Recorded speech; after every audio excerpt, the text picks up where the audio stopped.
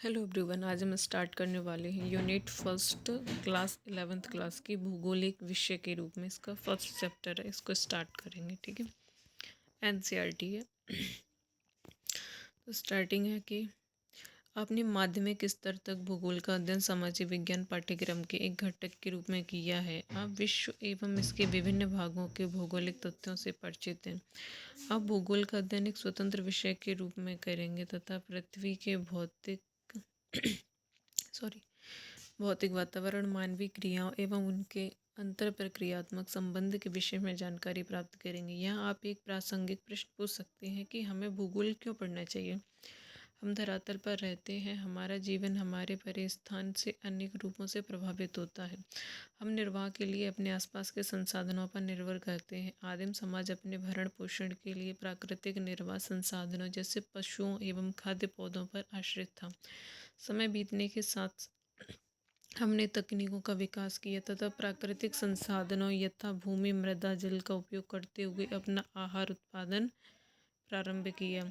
हमने अपने भोजन की आदतों एवं वस्त्र को मौसमी दशाओं के अनुरूप समायोजित किया। धातव्य है कि प्राकृतिक संसाधन आधार तकनीकी विकास, भौतिक वातावरण के साथ अनुकूलन एवं उसका परिष्करण, सामाजिक संगठन तथा सांस्कृतिक विकास में विभिन्नता पाई जाती है। भूगोल के एक छात्र के रूप में आपको धरातल पर विभिन्नता वाले सभी सत्यों के विषय में जानने के लिए उत्सुक होना चाहिए। आप विविध प्रकार की भूमि एवं लोगों से परिचित हैं, फिर भी समय के साथ होने वाले परिवर्तनों को समझने में रुचि रखते होंगे। भूगोल आपको विविधता समझने तथा समय एवं स्थान के संदर्भ में एक ऐसी विभिन्नताओं को उत्पन्न करने वाले कारक की खोज करने की क्षमता प्रदान करता है। इससे आप में मानचित्र में परिवर्तित गोलक यानी कि ग्लोब को समझने तथा धरातल के दृश्य ज्ञान की कुशलता विकसित होती है।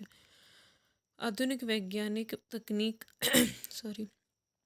तकनीक यथा भौगोलिक सूचना तंत्र, जीआईएस, संगणक मानचित्र कला, कंप्यूटर कार्टोग्राफी के रूप में प्राप्त करना एवं कुशलता आपको राष्ट्रीय विकास में योगदान करने की योग्यता से लैस करती है। अब आप अगला प्रश्न पूछना चाहेंगे कि भूगोल क्या है। आप जानते हैं कि पृथ्वी हमारा आवास है। यह पृथ्वी पर रहने वाले अन्य छोटे बड़े प्राणियों का भी आवास है। पृथ्वी की सतह एक रूप नहीं है, जैसा कि आपने देखा कहीं नदियाँ हैं, कहीं पहाड़ है, कहीं पर्वत है, तो एक रूप तो है नहीं, है ना। इसके भौतिक स्वरूप में भिन्नता होती है। या पर्वत, पहाड़ी, जैसे कि ये क्या है, इसके भौतिक स्वरूप है, फिजिकल। यह पर्वत, पहाड़ियाँ, घाटियाँ, मैदान, पठार, समुद्र, झील, रेगिस्तान, वन एवं उजाड़ क्षेत्र मिलती हैं। और सामाजिक एवं सांस्कृतिक तत्वों में भी भिन्नता पाई जाती है, जो सांस्कृतिक विकास की पूर्ण अवधि में मानव द्वारा सृजित ग्रामों, नगरों, सड़कों, रेलों, पतनों, बाजार एवं मानवजनित अन्य के तत्वों के रूप में विद्यमान है। उक्त भिन्नता में भौतिक वातावरण में सांस्कृतिक लक्षणों के मध्य संबंधों को समझने का संकेत निहित होता है। भौतिक पर्यावरण एक मंच प्रस्तुत करता है जिस पर मानव समाज ने अपने सृजनात्मक क्रियाकलापों का ड्रामा अपनी तकनीक विकास से प्राप्त उपकरणों द्वारा मंचित किया है। अब आप पहले पूछे गए प्रश्न भूगोल क्या है का उत्तर देने का सक्षम प्रयास कर सकते हैं। अत्यंत सरल शब्दों में कहा जा सकता है कि भूगोल पृथ्वी का वर्णन है। यानी भूगोल क्या है, पृथ्वी का वर्णन है। पृथ्वी के विषय में जो भी हमें जानकारी जाननी होती है वो हमें सब कहाँ से मिलती है, भूगोल से। तो सर्वप्रथम भूगोल शब्द का प्रयोग किसने किया, वो किया था एराटोस्थेनीज, एक ग्रीक विद्वान थे जो 276 से 194 ईसा पूर्व ने किया था। यह शब्द ग्रीक भाषा के दो मूल जियो यानी कि पृथ्वी एवं ग्राफोस यानी वर्णन से प्राप्त किया गया। दोनों को एक साथ रखने पर इसका अर्थ बनता है पृथ्वी का वर्णन। पृथ्वी को सर्वदा मानव के आवास के रूप में देखा गया है और इस दृष्टि से विद्वान भूगोल को मानव के निवास के रूप में पृथ्वी का वर्णन परिभाषित करते हैं। ठीक है, यानी कि विद्वानों का मानना है कि जो भूगोल वो क्या मानव के निवास के रूप में पृथ्वी का वर्णन है कि पृथ्वी पर मानव है वो कैसे अपना जीवन व्यतीत करता है। आप इस तथ्य से तो परिचित ही हैं कि यथार्थ बहुआयामी होता है। यथार्थता बहुआयामी होता है यानी कि बहुत सारे डायमेंशन होते हैं यथार्थता के, तथा पृथ्वी भी बहुआयामी है। इसीलिए अनेक प्राकृतिक विज्ञान जैसे भौमिकी, मृदा विज्ञान, समुद्र विज्ञान, वनस्पति शास्त्र, जीवन विज्ञान, मौसम विज्ञान तथा अन्य सह विज्ञान, सामाजिक विज्ञान के अनेक सहयोगी विषय जैसे अर्थशास्त्र, इतिहास, समाजशास्त्र, राजनीति विज्ञान, नृविज्ञान इत्यादि धरातल की वास्तविकता के विभिन्न पक्षों का अध्ययन करते हैं। भूगोल अन्य विज्ञानों से विषय वस्तु तथा विधि तंत्र में भिन्न है, परंतु साथ ही अन्य विषयों से इसका निकट का संबंध है। भूगोल सभी प्राकृतिक एवं सामाजिक विषयों से सूचना आधार प्राप्त कर उसका संश्लेषण करता है। यहाँ पे इम्पोर्टेंट है, क्या करता है ये, संश्लेषण करता है। हमें पृथ्वी पर भौतिक तथा सांस्कृतिक वातावरण में भिन्नता दिखाई पड़ती है। अनेक तत्वों में समानता तथा कई में असमानता पाई जाती है। अतः भूगोल को क्षेत्रीय भिन्नता का अध्ययन मानना तार्किक लगता है। इस प्रकार भूगोल को उन सभी तत्वों का अध्ययन करना होता है जो क्षेत्रीय संदर्भ में भिन्न होते हैं। भूगोलवेत्ता मात्र धरातल पर तथ्यों में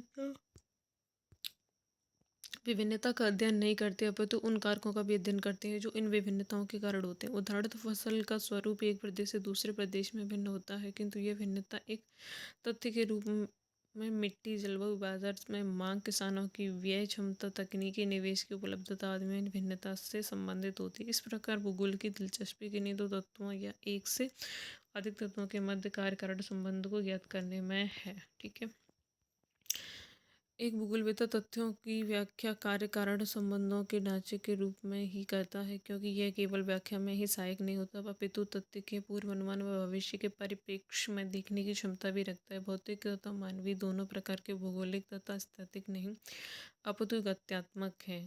वे सतत परिवर्तनशील पृथ्वी तथा अथक एवं निरंतर सक्रिय मानव के बीच आबद्ध प्रक्रियाओं के फलस्वरूप कालांतर में परिवर्तित होते रहते हैं। आदिम मानव समाज अपने निकटतम पर्यावरण का पर सीधे तौर पर निर्भर करता था, अब ऐसा नहीं है। भूगोल इस प्रकार प्रकृति तथा मानव के समग्र इकाई के रूप में अंतर प्रक्रिया के अध्ययन से संबंधित है। मानव प्रकृति का एक अंगभूत भाग है तथा वह प्रकृति पर अपनी छाप छोड़ता है।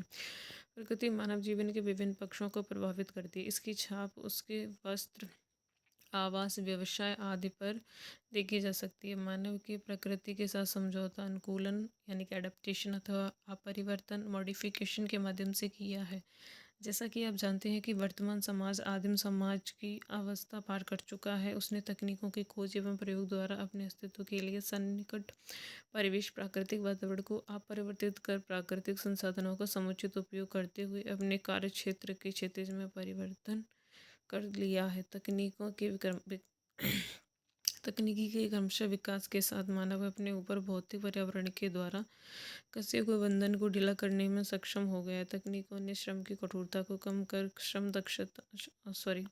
श्रम क्षमता को बढ़ाया तथा अवकाश का प्रावधान करते हुए मानव को उच्चतर आवश्यकताओं को पूर्ण करने का अवसर दिया। उससे उत्पादन के पैमाने एवं श्रम की गतिशीलता में भी वृद्धि हुई है। भौतिकवाद मानव के अन्योन्य क्रिया को एक कवि द्वारा संक्षेप में मानव एवं ईश्वर के बीच निम्न वार्तालाप के माध्यम से व्यक्त किया गया। आपने मिट्टी का सृजन किया, मैंने कप का निर्माण किया। आपने रात्रि का सृजन किया, मैंने दीपक बनाया। आपने बंजर भूमि, पहाड़ी भूमि, भाग एवं मरुस्थलों का सृजन किया, मैंने फूलों की क्यारी तथा बाग बगीचे बनाए। प्राकृतिक संसाधनों का प्रयोग करते हुए मानव अपने सृजनात्मक योगदान का दावा करता। तकनीकी की सहायता से मानव आवश्यकता की अवस्था से स्वतंत्रता की ओर अग्रसर हुआ। उसने सर्वत्र अपनी छाप छोड़ी तथा प्रकृति के सहयोग से नई संभावनाओं का सृजन किया। इस प्रकार हमें मानवीकृत प्रकृति तथा प्रकृति प्रभावित मानव के दर्शन होते हैं। भूगोल इसी अंतर प्रक्रियात्मक संबंध का अध्ययन करता है। परिवहन एवं संचार के साधनों के जाल तथा पदानुक्रमित केंद्रों के माध्यम से क्षेत्र समाकलित और संगठित हो गए। एक सामाजिक विज्ञान के रूप में भूगोल इसी क्षेत्रीय समाकलन एवं संगठन का अध्ययन करता है। एक वैज्ञानिक विषय के रूप में भूगोल 3 वर्गीकृत प्रश्नों से संबंधित है। कुछ प्रश्न धरातल पर पाए जाते नंबर फर्स्ट है, कुछ प्रश्न धरातल पर पाए जाने वाले प्राकृतिक एवं सांस्कृतिक विशेषताओं के प्रतिरूप की पहचान से जुड़े होते हैं, जो क्या प्रश्न के उत्तर देते हैं। नंबर 2, कुछ प्रश्न पृथ्वी पर भौतिक सांस्कृतिक तत्वों के वितरण से संबंधित होते हैं, जो कहाँ प्रश्न से संबंधित होते हैं। सब मिलाकर उक्त दोनों प्रश्नों में प्राकृतिक एवं सांस्कृतिक तत्वों के वितरण एवं स्थिति को ध्यान में रखा गया है। इन प्रश्नों से कौन से तत्व कहाँ स्थित है से संबंधित सूचीबद्ध सूचनाएं प्राप्त होती हैं। उपनिवेशिक काल से ही यह उपागम बहुत प्रचलित रहा। इन दोनों प्रश्नों में तीसरे प्रश्न के जुड़ने तक भूगोल एक वैज्ञानिक विषय नहीं बन सका। नंबर 3, यह तृतीय प्रश्न व्याख्या अथवा तत्वों तथा तथ्यों के मध्य कार्यकारण संबंध से जुड़ा हुआ है। भूगोल का यह पक्ष क्यों प्रश्न से जुड़ा हुआ है। इस एक विषय के रूप में भूगोल का करोड़ क्षेत्र से संबंधित होता है। तथा स्थानीय विशेषताओं एवं गुणों का विवेचन करता है। यह क्षेत्र में तथ्यों के वितरण, स्थिति व केंद्रीकरण के प्रतिरूप का अध्ययन करता है तथा इन प्रतिरूपों की व्याख्या करते हुए उसका स्पष्टीकरण देता है। यह मानव तथा उसके भौतिक वातावरण के मध्य गत्यात्मक अंतर प्रक्रिया से उपजे तथ्यों के बीच सहचर्य एवं अंतर संबंध का विश्लेषण करता है।